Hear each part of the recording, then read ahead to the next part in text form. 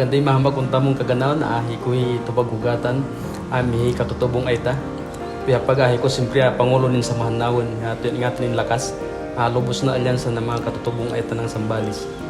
Bilang po kasi ami sa Manawon, halakas po buhay dati po naging Pangulo nin sa Manawon ay kaganawan ni kaya to'y second liner niya uibon lakas ay kaya to'y perminay nato nin ang payuhan.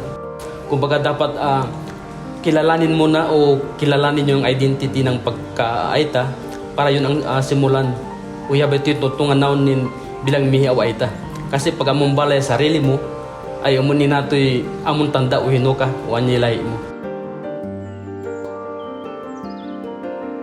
Ang Balin Pamana ay pinili naming maging pangalan ng aming museum.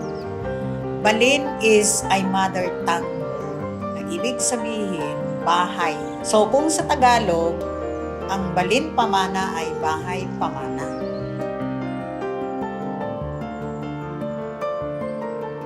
Ako po si Ginang Cicelia Aliejo Santiago, ang consultant sa Balin Pamana. Retired professor at the Ramon Magsaysay Technological University. When we started collecting artifacts, it was 2020. So panahon ng pandemya, napakahirap pumunta sa iba't ibang barangay para mangolekta. Kung sakali kami ay hihingi dahil pumutok si Mount Pinatuba ay marami kami nung kagamitan na hindi na isalba. Kasi kumbaga yung una namin sinalba ay mga buhay. Ito yung gusto namin maibalikan para makita ng mga kabataan ngayon na lumaki na dito sa bayan na kumbaga manatili sa kanila makikita. Dahil kung hindi ito nakikita ay manatiling isang kwento na lang.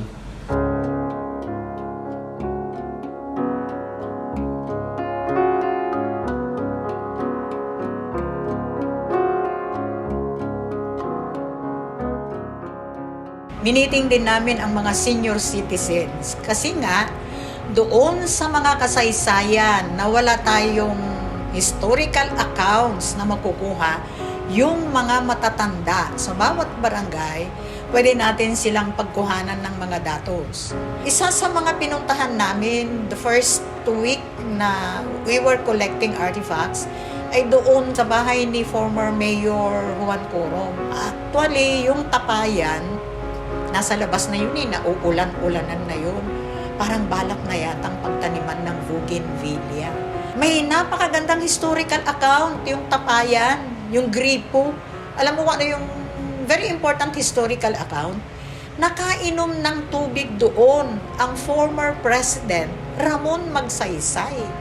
Dahil nakita niya na iniinuman pa nila, so nanghingi siya ng 2 glasses of water doon sa gripo at nakainom siya. Sabi ko, nasayang sana yung historical account kung tinaniman ng bougainvillea.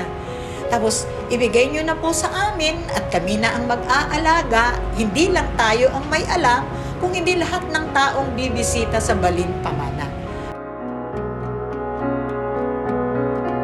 Dito po makikita nyo si Apo Apang. Inapoon pa to. Bali dalawa yung pangalan.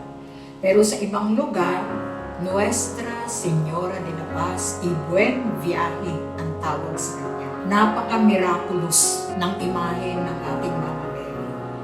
Sana ito yung pagkakataon din na kumbaga yung magkaroon ng pagkilala. Kasi kung minsan bilang isang katutubo talaga hindi ko maiiwasan yung pag nakabahag na ako, pagpunta ka sa bayan o sa man may kumbaga nandoon yung nakakabit yung discrimination. Kahit na hindi mo naririnig, sa kilos pa lang ng tao, alam mo na ikaw yung tinutukoy nila.